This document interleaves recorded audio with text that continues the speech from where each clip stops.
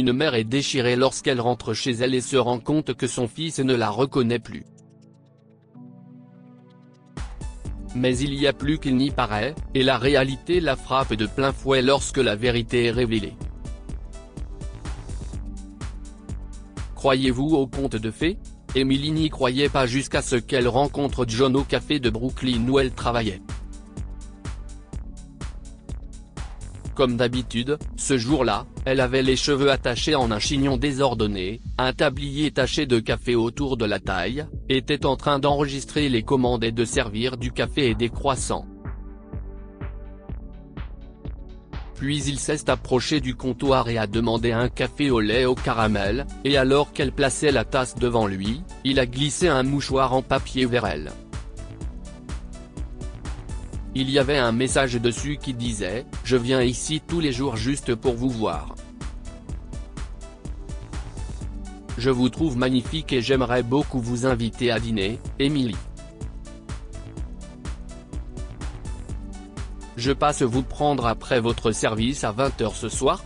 Emily savait qu'il était un habitué des lieux, et ses joues rosirent en lisant le mot. Elle sourit en acquiesçant et glissa le mouchoir dans la poche arrière de son jean. Le lendemain matin, elle s'est réveillée dans ses bras, dans son appartement, et le reste appartient à l'histoire. Emily et John étaient aux antipodes l'un de l'autre en ce qui concerne leurs antécédents. John était un homme d'affaires, perpétuant l'héritage de son grand-père et de son père, et le monde d'Emily était si simplé, d'une certaine façon, triste et solitaire. Son père est décédé, sa mère était malade et elle avait abandonné ses études pour économiser afin de pouvoir aller à la destination de ses rêves, Los Angeles. Emily venait d'un milieu modeste mais avait toujours de grands rêves. Elle attendait d'arriver à Los Angeles pour s'essayer au métier de mannequin. Si ça ne marchait pas, elle ferait ses valises et rentrerait à Brooklyn en disant à tout le monde qu'elle était partie en vacances. Mais tout a changé lorsque John est entré dans sa vie. Après l'avoir rencontré, les rêves d'Emily ont perdu de leur importance. John était riche et lui offrait tout ce qu'il y avait de mieux. Elle se rendait dans les spas et les salons chaque semaine, et l'Emily au chignon désordonné et aux baskets déchirées avait disparu depuis longtemps.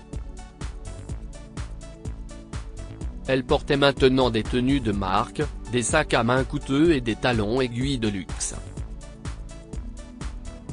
Bientôt, il s'est agenouillé et l'a demandé en mariage avec une bague en diamant de 18 carats. Elle a sursauté et a dit « Oui. Oui. Je vais t'épouser ». Ils ont eu un mariage pieds nus sur la plage dans le lieu de vacances dont Emily rêvait autrefois à Los Angeles, suivi d'une lune de miel dans l'une des stations balnéaires les plus luxueuses.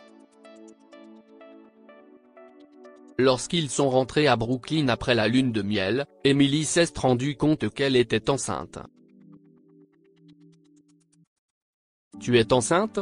a demandé John avec excitation. « OMG, bébé, je suis si heureux. Nous allons être parents. Oh, Emily, j'ai hâte de tenir ce bébé. » Emily était nerveuse. « Je ne sais pas si je suis prête, John, » dit-elle doucement. « Et si je n'avais pas d'instinct maternel? Et si je ne pouvais pas être une bonne mère? Ne dis pas ça. » John la serra dans ses bras et lui assura qu'elle deviendrait la meilleure mère du monde, plaisantant même sur le fait qu'elle apprécierait tellement les 9 mois de grossesse qu'il finirait par avoir une petite tribu d'enfants dans un avenir proche. Emily a souri parce que John était heureux et a décidé de poursuivre la grossesse. 9 mois plus tard, lorsqu'elle a tenu la petite vie dans ses bras et qu'elle a senti les battements de son cœur, elle a pleuré et s'est rendue compte que John avait raison. « Il est adorable, bébé », a-t-elle dit, les larmes coulant sur ses joues. « Il est tout simplement parfait. Comme sa mère, » avait dit John. « Nous sommes enfin parents, Emily, et tu es la plus belle mère que notre fils puisse avoir. » Joël, avait-il ensuite déclaré. John plus Emily. Nous l'appellerons Joël. Comme John l'avait dit, Emily est effectivement devenue une mère merveilleuse. Elle aimait Joël plus que tout, et lorsque John a laissé entendre qu'il n'était pas favorable à l'embauche d'une nounou, elle a volontiers tout laissé derrière elle pour devenir mère au foyer. Mais lorsque Joël a eu 3 ans, les choses ont commencé à changer. Emily s'ennuyait de son ancienne vie. Pas le café de Brooklyn avec l'arôme des croissants, du café et des produits de boulangerie. La vie sociale à laquelle elle s'était habituée depuis son mariage avec John lui manquait.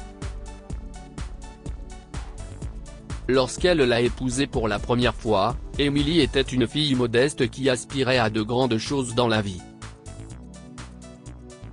Puis John l'a fait entrer dans un monde inconnu où elle dînait dans des restaurants chics, portait des robes de créateurs, ne buvait que du vin de première qualité et fréquentait des épouses de milliardaires. Après être devenue mère, elle n'a plus rien fait de tout cela. Et elle n'était plus jolie non plus. Son ventre s'affaissait et elle avait des vergetures dues à la grossesse. Elle se gavait de cheeseburgers et de boissons fraîches, et John et elle faisaient rarement l'amour. À ce moment-là, Emily a imaginé tout ce qu'elle n'aurait pas dû. Elle imaginait John ramenant une femme magnifique à la maison, avouant effrontément leur liaison, perdant Joël et retournant à son ancienne vie au café de Brooklyn. Non, protesta Emily. Elle n'allait pas laisser cela se produire. Elle devait sortir et redevenir la riche, séduisante et belle Emily. Elle a donc appelé sa mère et l'a supplié d'aménager avec eux et de s'occuper de Joël. « Maman, s'il te plaît, supplia Emily. Je ne fais pas confiance à une inconnue pour s'occuper de Joël, et John détesterait ça aussi. » « Mais chérie, argumenta sa mère, Rosaline. Tu sais que ma santé n'est pas au beau fixe, et ce serait une grande responsabilité, Emily. Je ne pourrais vraiment pas le faire. Mais Emily a convaincu Rosaline d'aménager avec eux, en lui disant qu'elle aurait les aides ménagères pour l'assister et que Joël adorerait sa compagnie. Rosaline n'a pas pu discuter. Elle a cédé et a emménagé avec sa fille. John n'y voyait pas d'inconvénient. Il ne s'est jamais soucié de rien, après tout. Il était trop préoccupé pour remarquer ce qui se tramait dans l'esprit d'Emily. Une fois Rosaline bien installée, Emily reprit sa vie frivole. Elle faisait la fête, buvait et fréquentait à nouveau les riches épouses. Elle allait aussi à la salle de sport et faisait de l'exercice pour retrouver la forme. Elle s'était débarrassée des pantalons de survêtement qu'elle portait toute la journée à la maison et s'était remise à porter des robes chics et des parfums coûteux. « Tu sens très bon, bébé. » John l'a complimenté alors qu'il la tenait dans ses bras un soir. Ce soir-là, ils ont fait l'amour. Emily était rayonnante après seulement quelques jours de nouveaux changements dans sa vie, et ses amies, Cassandra et Alice, n'ont pas tardé à le remarquer. « Tu es rayonnante, chérie. Qu'est-ce ce qu'il y a ?» demandèrent-elles avec impatience alors qu'elles se réunissaient un jour pour le déjeuner. Emily était ravie. « Oh, si est-ce cette vie que je mène en ce moment ?» gazouillait-elle en s'adossant à sa chaise. La maternité me faisait vraiment souffrir, les filles. Vous imaginez être en pull toute la journée et faire les tâches ménagères? Pas possible, s'est écrié Cassandra en roulant des yeux. Vous savez, j'avais bien fait comprendre à mon mari que je retournerais à la salle de sport dès que je le pourrais après avoir donné naissance à notre bébé. Et, bon, il n'a pas pu s'opposer à ça. Bon sang, ne me parle même pas de la maternité, ajouta Alice. J'ai été déprimé pendant des semaines après l'accouchement. Mes amis et ces expériences me manquaient. Sortir, s'amuser, et maintenant mon mari et moi utilisons des protections à chaque fois pour ne pas nous retrouver avec un autre enfant.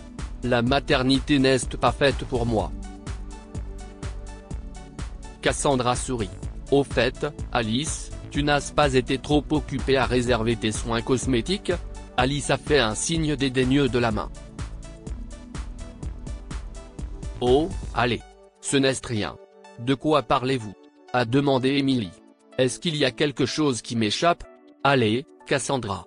Chérie, ce n'est vraiment rien, dit Alice à Emily. Il y a ce docteur qu'une de mes amies m'a présenté, et il est incroyable. Je vais me faire quelques interventions.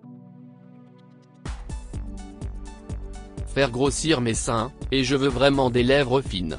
Si est juste que je n'aime pas mon apparence, alors oui, si est comme ça. Waouh! Emily sursauta. Vraiment? Oui, dit Alice avec un clin d'œil. Ce sera une surprise pour mon mari. Elle a pris rendez-vous avec le médecin que l'ami d'Alice lui avait suggéré et a décidé d'opter pour une augmentation mammaire.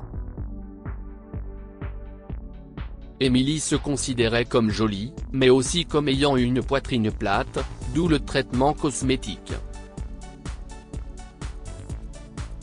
Cependant, lorsque Rosaline a découvert la brochure du médecin dans la chambre d'Emily et a appris ce qu'Emily préparait, elle a été choquée. Ça aura l'air faux, a-t-elle admis sans embâche. Tu es belle comme tu es, Emily. Mais Emily a roulé des yeux et a ignoré ce que sa mère disait. Allez, maman. À quand remonte la dernière fois qu'un homme t'a regardé? Tu as pratiquement arrêté de sortir avec des hommes après la mort de papa. Je ne veux pas que mon mari me trompe parce qu'il pense que je ne suis pas assez belle. Je vais juste être une meilleure version de moi-même. Je t'ai mise au monde, Emily, et en tant que mère, je te conseille quand même de bien réfléchir. De toute façon, chérie, ces choses nécessiteraient des injections constantes, et Dieu sait quoi d'autre. Je pense que je pourrais aussi me faire refaire les pommettes et le nez, a répondu Emily en se regardant dans le miroir. Elle a carrément ignoré une Rosaline blanche et pâle, choquée par sa suggestion de se faire des opérations de chirurgie esthétique. Rosaline a également essayé d'en parler à John dans l'espoir qu'il convainque Emily de ne pas se faire opérer, mais il était trop préoccupé par son travail pour s'en soucier. Ah, ce n'est pas grave, maman, a-t-il dit. Emily n'est pas une enfant. Je ne peux pas lui dire ce qu'il faut faire ou ne pas faire. Tout va bien se passer. Je suis d'accord avec ça. John était pressé ce jour-là et parti en voyage d'affaires sans remarquer l'horreur dans les yeux de Rosaline. Quelques jours plus tard, Emily a subi la première partie de l'opération et avait une apparence horrible. Des bleus et des bandages marquaient ses yeux, son visage était écarlate et gonflé, et sa peau portait des cicatrices, ce qui lui donnait un air épouvantable. Mais après sa sortie de la clinique du médecin, Emily est rentrée chez elle et était vraiment heureuse. Encore un peu de temps et je serai parfaite, pensait-elle. Elle a garé sa voiture dans l'allée, a pris ses affaires et est sortie de la voiture. Lorsqu'elle est entrée dans sa maison, elle a vu Joël jouer avec ses jouets et a réalisé à quel point il lui avait manqué. « Salut, bébé », a-t-elle crié en laissant tomber les clés dans le bol près de l'étagère de la porte d'entrée. « Tu m'as manqué. » Emily n'a pas compris ce qui se passait. Oh, ma chère. Rosaline a sursauté en arrivant dans le salon.